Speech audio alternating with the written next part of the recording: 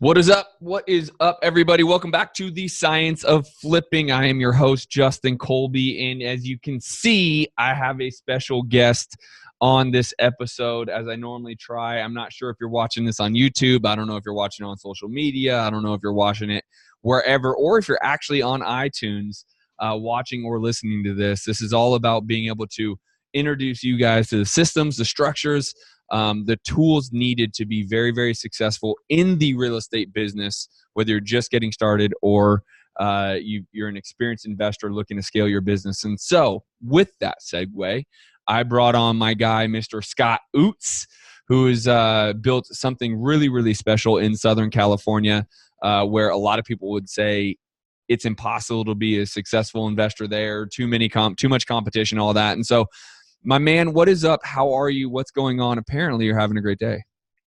Yeah, man, I'm doing great.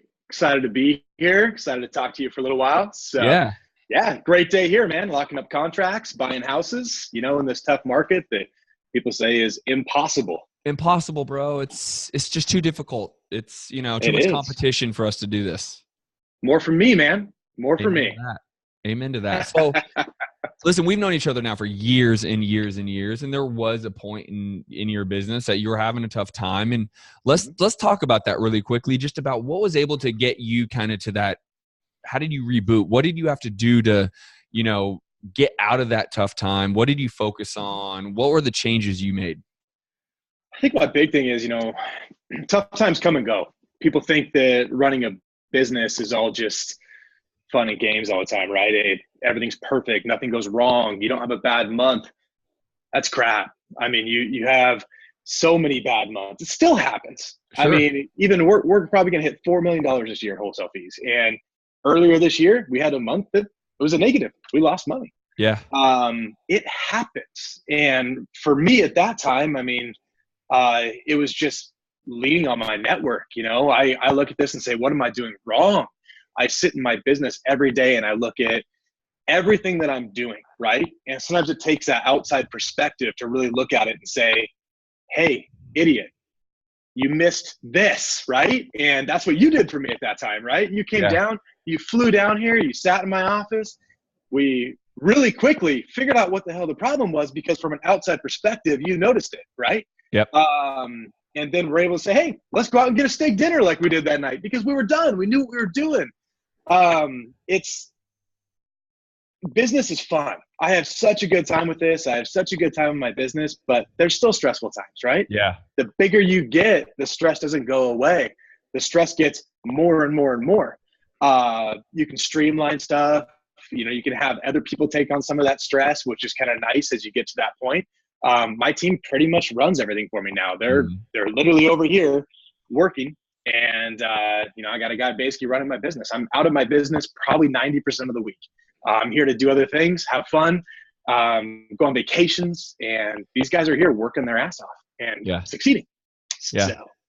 Well, that's a huge thing. And a lot of my listeners are at that point. I get a lot of comments on emails or whatever it may be, like, how do I hire? How do I, get out of my day-to-day? And one of the things I always suggest is don't do that too quickly. I think people forget when you are scaling and growing and money starts to come in, they're like, okay, well, I need to hire all this out so I can live the life. And I can tell you, if I had to go back, one thing I would do is probably slow down my scaling, because ultimately I started too early. The revenue wasn't quite there. And so it would hurt my guys because there wasn't enough revenue to pay their, all that type of stuff. You have to be really careful when it comes to scaling your business and when to do it. And my first argument will be, if you can't bring in $250,000 a year, you can't hire, right? That's my first baseline fundamental of this business. I agree with that. I mean, look at the times in the boardroom and stuff like that. I mean, the biggest questions we always get from people that are in there is, when do I hire? Is it time for me to hire? It's like, bro, you've done one deal. Right. Hold on, slow down. And I agree with you. I look at that with my business. I mean, I think I scaled partially at the right time, maybe a little early, but what I did wrong is I gave away too much to start, right? I'm like, man, I'm bringing people on. I was so set in the mentality that I never wanted to go back to a cubicle again. And I didn't want to have the bosses that I had in the past, right? I wanted to be different from the people working for me. So I said, hey, I'm going to make sure everyone working for me is making a ton of money. They're killing it. And I gave away too much, right? Yeah. So I look at it and say, man, I started everyone out so high that it was just draining everything we were bringing in. My sales team now, they're still on the same structure they were on because they kill it for me. I'm not going to go change it, right? Like it's not worth it. Those guys are killing it. The new guys that come on have a different structure. Now, do I say, yeah, I potentially paid too much in the beginning? Yeah, but would I have got the quality people I have now? Maybe not. I've got a great team. So I'm happy to pay them what I'm paying them at this point, and they made great money, 6 figures for each of them. But, going back and looking at it and saying, okay, I followed a lot of the guru mentality on some of it, right? I heard it from a guru. This is what you should pay people. I'm like, there's no other way. This is it. They succeeded with it. I have to do it, right? And I think that's what even people listening to us right now, people listen to everything we're saying and they say, hey, I got to implement that. Well, implement your own version of that, right? Take a little bit what you're saying, take a little what I'm saying, and come up with the way that you want to do it.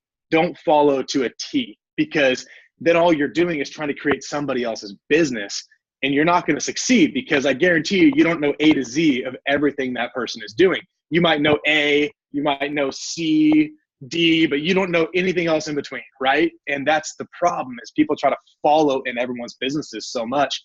Break out of your shell, but learn everything you can learn here. And if I would have known what I know now, I probably would have waited another maybe 3 months to hire. Sure. I think that would have potentially really put more money in my business. But my thing was, I hated getting on the road. I hated getting in that car, driving to appointments, California traffic. Oh man, I was going to get some really bad road rage. So I got you. I'm like, I'm hiring someone to take this over. So let's talk about two things. Let's talk about where you're getting the deals, what marketing you're doing. And then we just talked about pay structure. How have you currently set up your pay structure? Let's not worry about what you did, but what are you currently doing for pay structure? Okay. So my in-office team, well, everybody I have, I incentivize based on performance of the company. So that's what I've shifted to. In the past, it was, okay, you get a $3,000 base salary and a commission. Now, what I've tried to do is cut out the base salaries as much as possible. So my sales team now, I'm starting sales team out at $3,000 a month for 90 days to get their pipeline full. But what happens is they can turn off that $3,000 at any time and go 100% commission, but they can't go back to the $3,000. Now, so let's say I hire a new guy tomorrow. So let's just say I hired Bob, right? So Bob comes on board. I say, Bob, you got $3,000 a month for 90 days, 0 commission. Get out there, start killing it. Here's your leads, go for it, right? Give him all of his training. Bob comes to me a weekend. He's like, dude, $3,000 a month, that's crap. I want to turn this off and I want to go to commission. Great. So I start them out at 12% commission. Now the 12%, when they get paid out, I subtract acquisition costs from the deal before I pay them out, and then they get their 12%.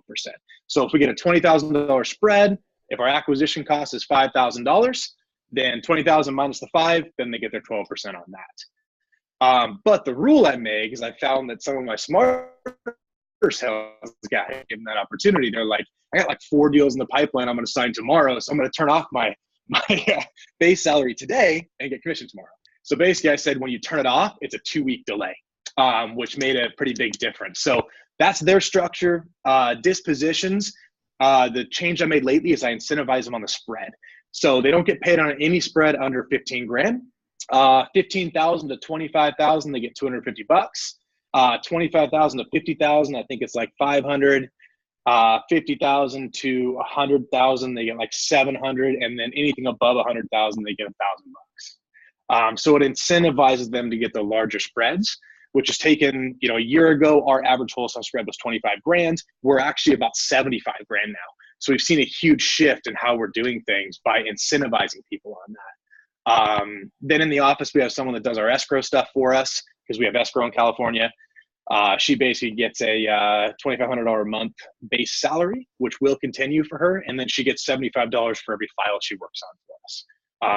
Person that answers my phone, my leads manager, she gets $3,000 a month. And then she gets $100 for every appointment she books for my sales reps that we get the deal on. So you can kind of see how I did it. Everyone's incentivized based on that closed deal, and nobody gets paid till we get the money in based on that stuff. So if a deal falls through, I don't pay it out, right? So I'm not taking a loss for the company.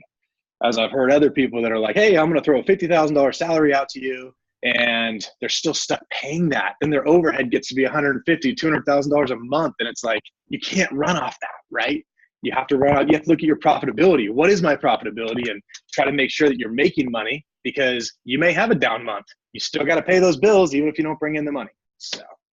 No, I 100% agree on everything you said. I love that. So how do you work that 2-week delay? Do you still pay them the $1,500 for that 2 weeks? So they turn off the $3,000. Yes. That 2 weeks, you still pay them the $1,500. They don't get any commissions, but anything after that, now they're full tilt. Correct. And what we do is we have kind of a handshake agreement that says you don't push those deals out 2 weeks. You have to be honest. If you got those deals in the pipeline, you got to put them forward.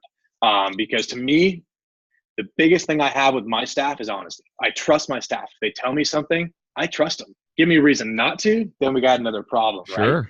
right? But if they push those deals out that early in their employment cycle, if they're only here 30 days and they're pushing things out and not being honest, then if I find out, somebody else is going to have that opportunity, right? It's important. And I tell my team all the time, like, just got to be honest with each other. Even if you don't want to tell me something, tell me. Because if I find out you didn't tell me, then we got a problem. No doubt. No doubt. Just like any relationship, right? Is I'm with you. I trust you until you give me a reason not to. So I agree 100%.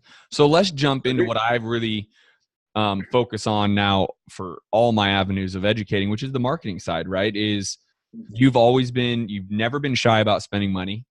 So what are your key marketing strategies currently, again, in a market that people can't find deals, right? So whether it's 1, 2, 3, what are your strategies?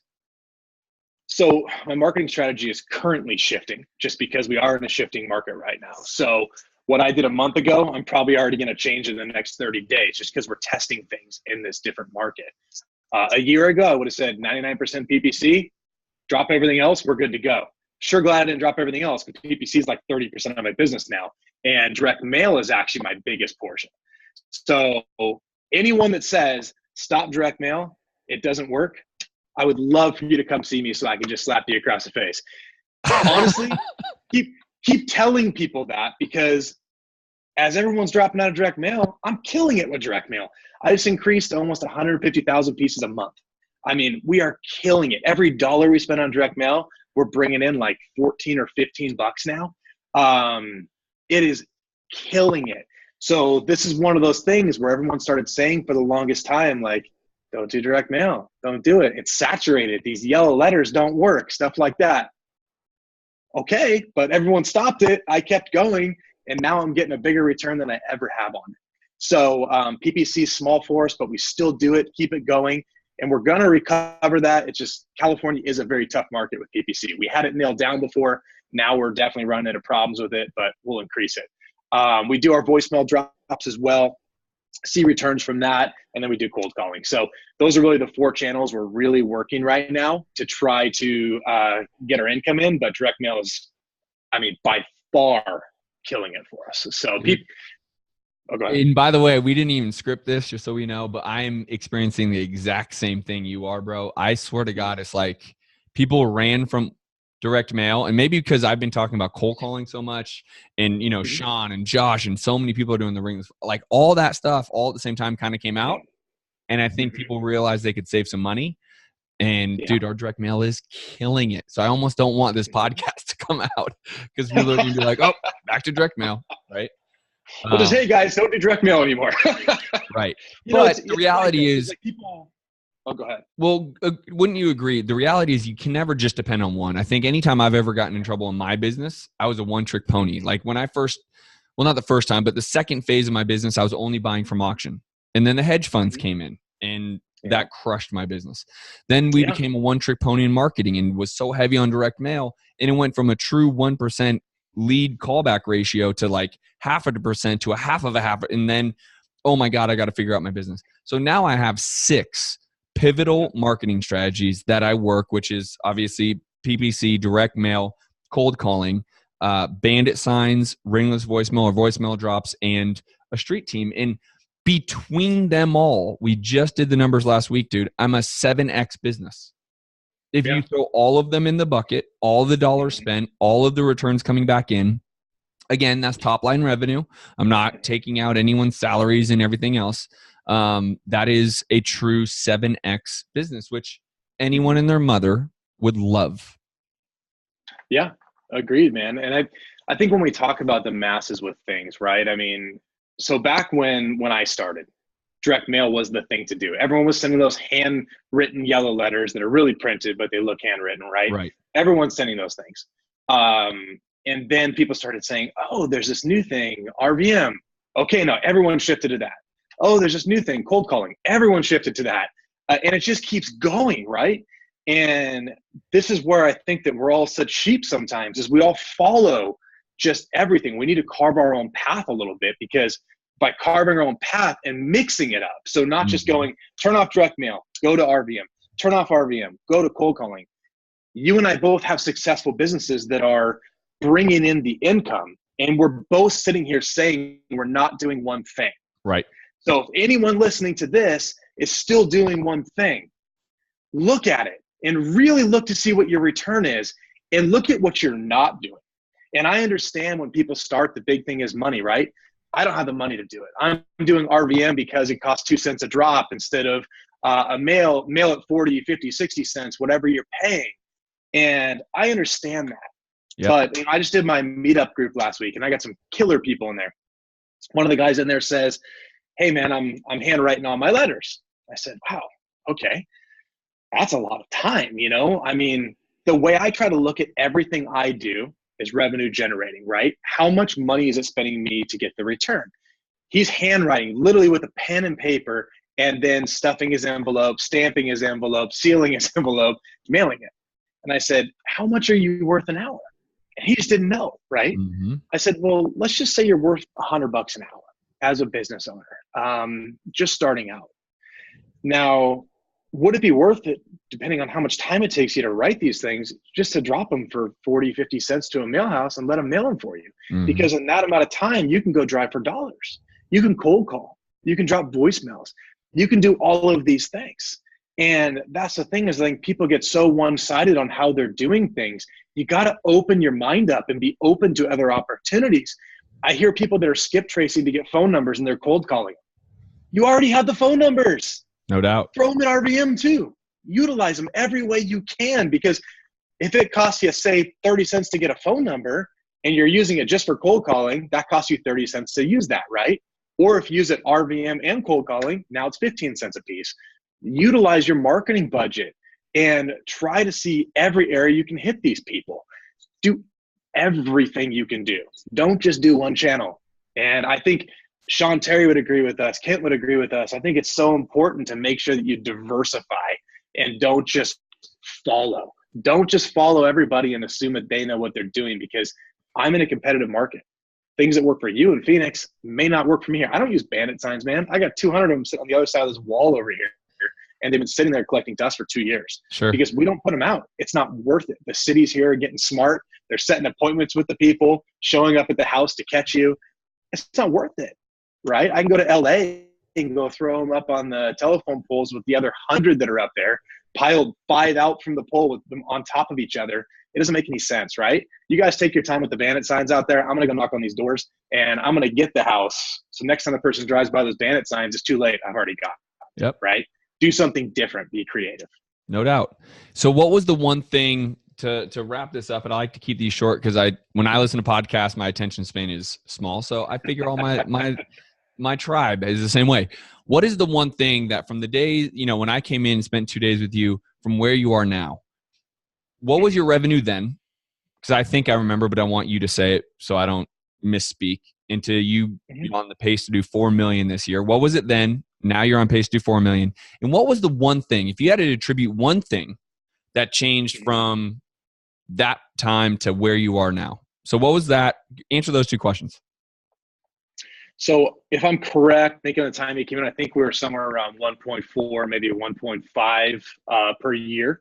Okay. The big thing just comes down to team, man. Hiring is the hardest part. And a lot of people experience that as they start bringing people in, making the wrong choice, trying to hire too quickly because you want it now, right? There's that slow to hire, quick to fire mentality. You have to kind of adapt. And I give everybody every chance I can give them. But ultimately, we had just some people that didn't fit with our team. And I look at my team right now and I'm like, man, we are one dysfunctional group. But we have a lot of fun and we make a lot of money. We have an environment that most people don't fit into. You know, we throw football around the office. We do things like that. We do things differently. But the team was my biggest shift. You put the right people under you, the people that actually care about the company making money, those are the reasons you're going to increase, right? We started looking closer at our marketing and started deep diving into every single list we were mailing, everything we were calling, and started saying, what was our return? This one made us only a 5% return, ditch it. The one that made us 100% return, that one right there, boom, we're going to double that. We're going to go for these ones that are giving us the return. Most people just send mail out aimlessly, right? We use CallRail religiously. We have a different phone number in there for every single mail piece. So if we have a vacant list and we're mailing a yellow postcard, that has a different phone number than that same vacant list and a white postcard, because we want to see which one works the best. Yeah, we spend a lot of money on CallRail, but it really helps us make sure that we're putting our marketing dollars where it needs to be. Which is key. And again, I can't say it over and over again. This is a marketing and sales business, period. And whoever wins the marketing game is going to win this game, right? And so for those of you out there like, God damn, Scott's doing $4 million. Like, start somewhere, right? Get your first deal done, but realize it's about having multiple marketing strategies. Everything, rewind this when you're watching it. Listen to what Scott's saying. It's the same thing I've been saying. I'm hoping you can, a lot of times people need to hear it from someone else. So I'm glad that you said everything you said, dude. You obviously are crushing it. So happy to see that. And you're making a huge impact in the space right now. I know you guys are holding events and you're educating now and you're doing meetup groups, and I couldn't be prouder of you and what you've been able to build. You and your beautiful wife is awesome. If someone had a question for you, if they wanted to reach out, where can they find you, dude? They can reach out to me on Facebook, Scott Oots, Instagram at the Scott Oots, and the last name is OOTS. Everyone spells that wrong. So even Sean still says it wrong to this day. I think he's got like 100 variations of how he says my last name. He calls you Scott Oats to this day. I swear to God. He says it everything we do. It's always different. So it's awesome. It's actually only spelt one way. I love it. All right, y'all. Well, I appreciate you, dude. Thank you for spending time with me. I know your time is very valuable, and I'll see you here very, very shortly, dude. Appreciate it. All right, man. Good to talk to you. Later.